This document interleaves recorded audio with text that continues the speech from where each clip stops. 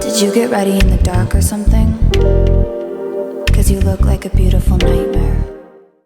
Hello Gemini Rising, welcome to your July 2021 Astrology Tarot Update. My name is Tesa, you're watching my channel. Okay, so FYI right off the bat, this is for Gemini Rising, okay? If you want to watch your Gemini Sun or Moon or Rising video, my mid-month readings are more generally geared towards Sun, Moon, and Rising. Monthly videos is going to be Rising because I do focus on the astrology. So I pull up the natal chart for July, okay, specifically July 1st. This is what I have up right now. I have July 1st, 2021, and then I have the various transits that are going to be in effect throughout July written down over here. But what we do is we take a look to see what energies are going to be coming out of this Astro Soul Oracle deck. And we match it up with the different areas of your life, and we just kind of go from there. Okay, so that's just general gist. I'm not going to get too into detail because I have explained it in my previous video. So if you are new to my channel, that's pretty much the gist of it. Let me see. So we are officially in Cancer season, so happy Cancer season. Cancer is ruled by the moon, okay? So, oh my God, like this...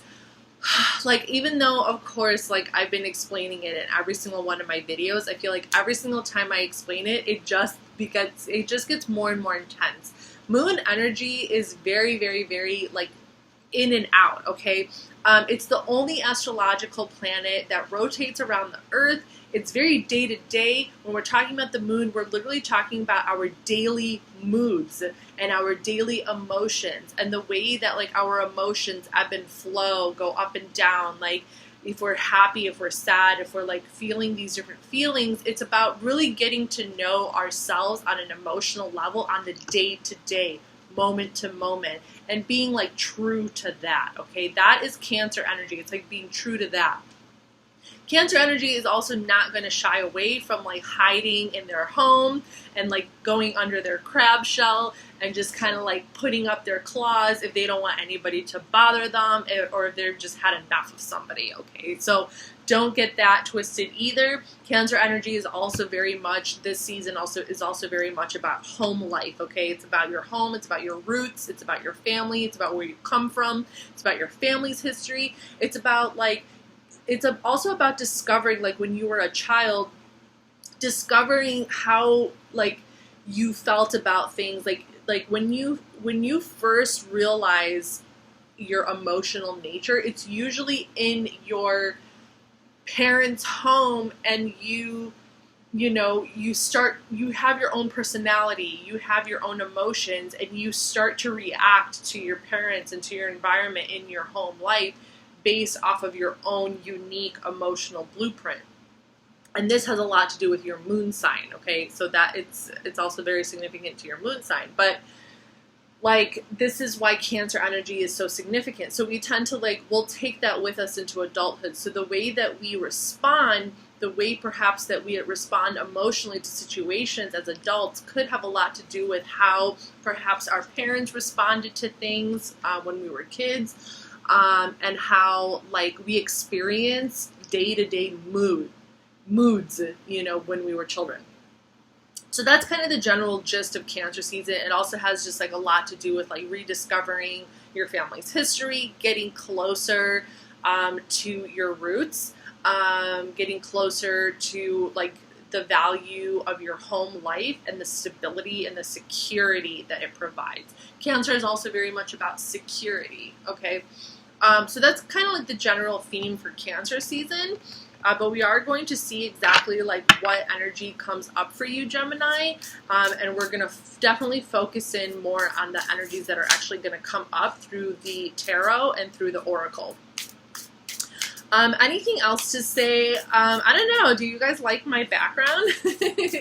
I picked it mostly just because there's an air conditioner right behind me and it's been kind of hot lately, and I mean, I don't know. I really don't think that there's a more perfect table in my apartment right now than this wooden circular coffee table that my roomie slash best friend brought over when he moved in. So I'm really kind of digging it. I actually really kind of like the vibes in the background because it just kind of shows my personality, you know, like you have my bicycle. I do love to go bike riding. I have a basket. It's been really humid lately and it's been raining a lot, so I haven't really been riding my bike this week. It's literally rained like every day for almost a week, and we had 2 tornado warnings, so I had to bring my bike in so my bike wouldn't rust, because I'm definitely not ready to buy another bike right now. But yeah, and then like you can kind of see like where behind my bike there's like shelves where I keep my tools and creative projects and paint and various home improvement projects that I like to kind of dabble in here and there when I have time. So yeah, this is just like a little corner of my living room. It's really not a big apartment, but it's, you know, it's pretty creative. I mean, I'm a very creative individual, so I like to have fun with wherever I live. Okay, so yeah, that's my corner. Okay, so what are the energies that Gemini needs to be aware of for July 2021? What are the energies that Gemini needs to be aware of for July 2021? What are the energies that Gemini needs to be aware of for July 2021? What are the energies that Gemini needs to be aware of for July 2021?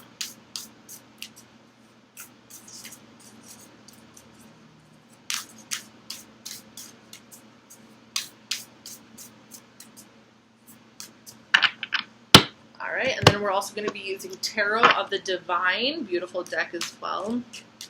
What are the energies Gemini needs to be aware of for July 2021? What are the energies Gemini needs to be aware of for July 2021? What are the energies Gemini needs to be aware of for July 2021? What are the energies Gemini needs to be aware of for July 2021? What are the energies Gemini needs to be aware of for July 2021?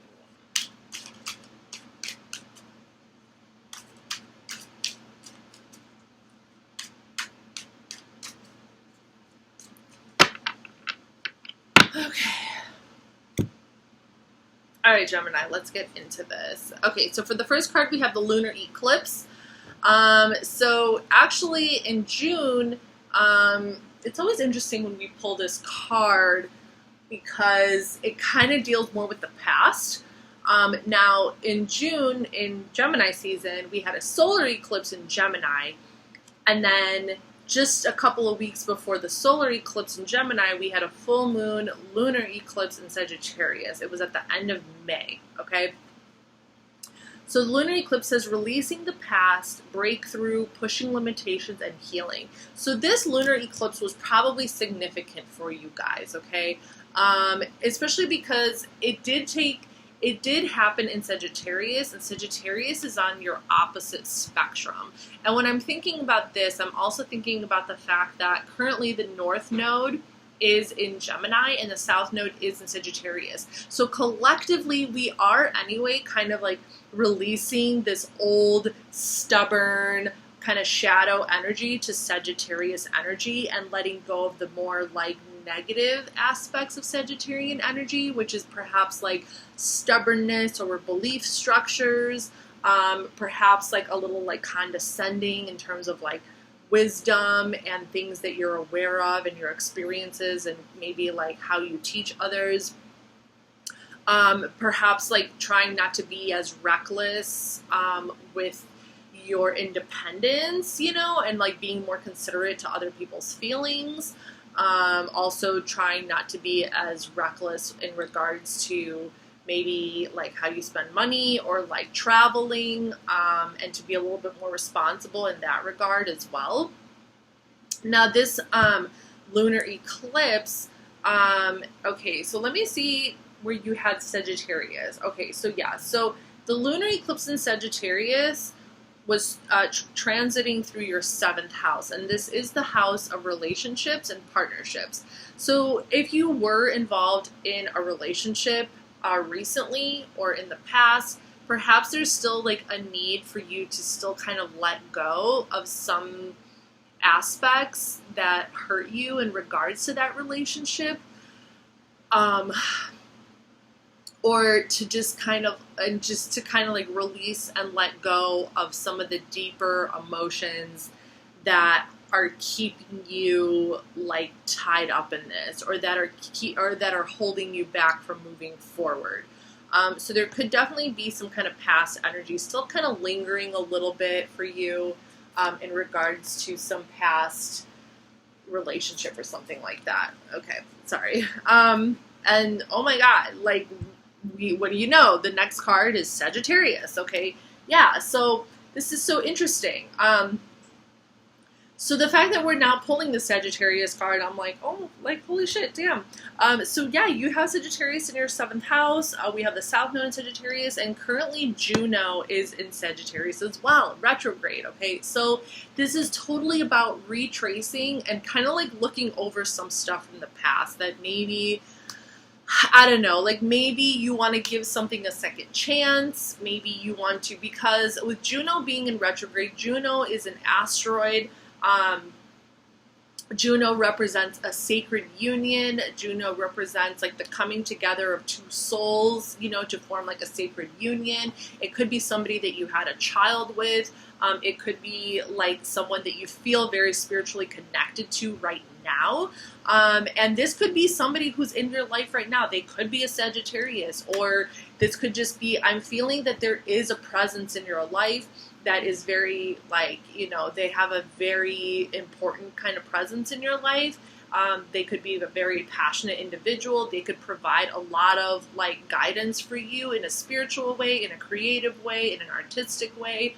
And you feel very connected to this person.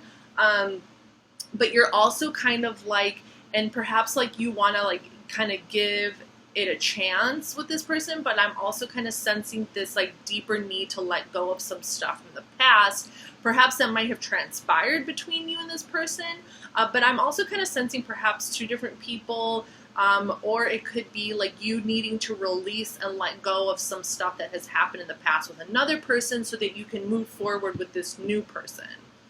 Okay, so that's really interesting. And then for the third Astro Soul card, we have another moon card. And now we have this solar eclipse. Holy shit, Gemini. So basically these eclipses, eclipse season period was super significant for you. Like super significant. We had the lunar eclipse in Sagittarius. And then we have the Sagittarius card. And then guess what? We get the solar eclipse. And the solar eclipse was in Gemini. It was like the second week of June. And it says embracing change, revelations, courage, determination, connection. So things were just kind of happening kind of fast for you, probably, like in the mental realm, in the spiritual realm. And like these changes, the eclipses and all of this was kind of like, I don't know, like almost like taking on a life of its own. Okay, so it looks like you really did feel that solar eclipse in Gemini to its like full power. Oh my God. So that solar eclipse that happened in Gemini, you know, it was definitely like, you probably definitely had some revelations about yourself, about like what it is you need, what it is you want, about what it is you need to do in order to like let go of something or move on from something and, you know, take a new step towards something else. So yeah, so this solar eclipse in Gemini definitely triggered a lot of things for you in regards to you, okay? And in regards to how you take action. Okay, so we're going to get into the tarot and kind of expand on this a little bit. For the first tarot card, we have the King of Cups, and this is Scorpio energy, okay? So usually these court cards do represent a certain individual who is in your life. You do have Scorpio in your 6th house. So 6th house represents your daily routines, the way that you take care of yourself. So there could be someone like in your life, some kind of figure who does like kind of like look after you. It could be a male, it could be a female, but this is someone who kind of like tries to look out for your best interest or kind of like provide some form of safety and stability for your day-to-day routines and for your day-to-day life and your health and your just like your overall well-being. Okay, they kind of like, they really have an eye on your overall well-being, you know, your safety, your security, things like that. Okay, it doesn't necessarily have to be a parent.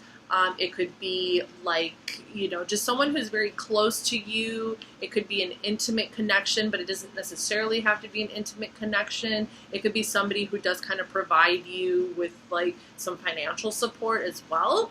So take that as that resonates. For the next card, we have the Magician. This is Mercury energy. Magician. Whew, okay. We have Mercury energy here, Major Arcana card. Okay, so currently Mercury, I believe, is in Gemini. Mercury is currently in Gemini, and then Mercury is going to move into Cancer July 11th, and then Mercury is going to move into Leo July 27th. So if we really want to actually take a look at July in its entirety and how Mercury is playing a role in your life in July, what we do is we go Gemini, Cancer, Leo, right? Mercury enters Leo. Okay, so this is taking place in your first quadrant. So the natal chart is made up of 4 quadrants, and as Mercury moves from Gemini into Cancer into Leo, it's doing this through July, and it's all happening in the first quadrant. And the first quadrant is all about you. The first quadrant in the natal chart is about you. It's about your own, it's about you yourself. It's about your possessions, your values, what's yours. It's about your friendships, your sense of community, and how you relate to that and how you connect to that. Okay, so it's all about you. So with the Magician coming up, it's kind of like this is going to be a really important time for you to like put yourself first, almost like with the Magician here, like you are putting yourself first. You are making yourself known. You are making your needs known. You are telling your friends what you need, you know. That is kind of like the energy that's coming out here. This is how you are manifesting yourself into reality for this month, okay? It's like about you, so you can make sure that you have the security and stability that you need. For the next card, we have the 5 of Coins, okay? This is what you're trying to avoid.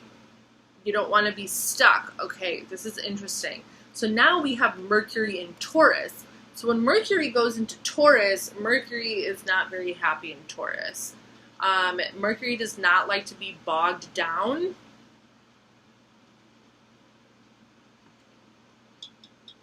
By Taurus energy. Okay, so, all right, Gemini, this is really interesting. We have the 5 of Coins, Mercury. Okay, so you have Taurus in your 12th house, all right? And that's the house of isolation and spirituality. So I feel like spiritually, you still feel kind of like alone, all right? You still feel like you don't have what you want spiritually, perhaps. Or perhaps the people that are in your surroundings, in your life right now, are not really giving you spiritual purpose. It's almost like you have to continue to search for that yourself. You have to continue to fight for that yourself. No one is actually providing spiritual guidance for you, and that does make you sad a little bit that like the people in your life maybe perhaps are not as spiritual as you are, or are not kind of like providing the level of spiritual like the level of spiritual acknowledgement that you have, maybe perhaps the people in your life don't have. And that's something that maybe you feel like you're missing, that you feel like you're, you know, alone in. So that's really interesting, Gemini. Okay. All right. Moving on, we have the Lovers. This is your energy, Gemini. Okay, so this can go one of two ways. This could be about you and another person that you have a very special kind of connection with, or this can be you and like your higher self or your inner self, or just kind of like loving yourself. This could also, I'm also feeling this very much as kind of like a God figure, like the relationship that you create between you and God, the relationship you create. Like, what is it that you look for spiritually in a partner? So it's like the relationship that perhaps that you have developed between you and your higher self, or you and God, or like whatever it is you worship. Maybe it's time to consider how you would like, perhaps like your choice in actual partners is not really showing, it's not reflecting your deeper beliefs. Or, you know, I also kind of see this as like, with like Beauty and the Beast, as like your spirituality is so strong that it's like holding you down. It's like your spirituality, it's like you have enough spirituality for you and your lover. Like, you can love a beast, you can love the devil, you can love anybody because you're like, I'm good. I'm also kind of getting that kind of vibe. You're like, I'm good. Like, I'm spiritually, I'm good. Like, I've got God on my side. I've got my spirituality. I have my higher self. I can talk to her. I can talk to him. So it doesn't matter who you bring into my life. Bring me the devil, bring me the beast, I'll love him, kind of thing. So that's really interesting. How much love you have. But I do feel like there's a deeper, deeper, deeper part of you that does kind of yearn, maybe for somebody to love you the same way that you're able to love someone else, and you feel like you don't have that. For the next card, we have the Three of Swords, Saturn in Libra.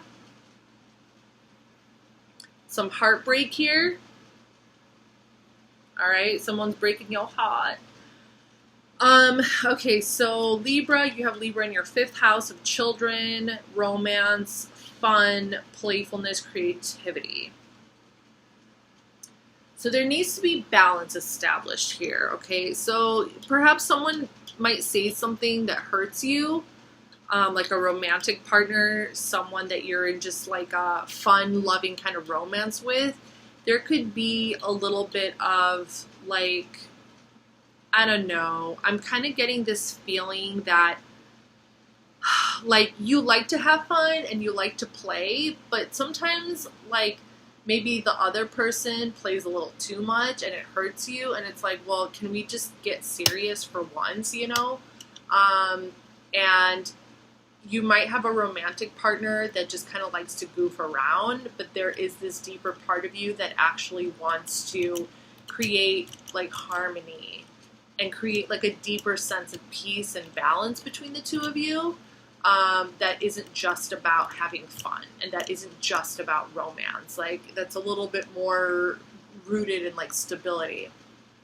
For the next card, we have the Queen of Cups, Cancer energy, powerful, powerful Cancer energy, and you're just like, well, I'm still just gonna have my love, okay? You're just taking care of your home, okay? So Queen of Cups, Cancer energy in the 2nd house, like, you're going to love things no matter what because they're yours. So at the end of the day, like, whether you have a romantic partner or you have your children or you have your possessions, you have your values, like, you're still going to give love because you have Cancer in your 2nd house. So you're still going to give this, like, this kind of unconditional kind of Queen of Cups, Cancer kind of love, because you kind of think of these things as yours, like belonging to you. So you still feel like you need to like nurture it and take care of it because it's yours. Ooh, Aquarius got this exact same card. So for the final card, we have Ace of Cups. Pisces, Cancer, Scorpio energy. A new beginning in love, okay? So, wow. Opening those doors all over again, okay? So yeah, I mean, I don't really know what else to say about that. Closing up the reading with the Ace of Cups, pretty much just like, okay, let's just start this journey all over again. You know, like your love is just kind of endless, okay? So if you do have someone in your life, your love for them is like endless. Like you can keep doing this, you can keep playing this game, it's not going to change the way that you feel about them, basically.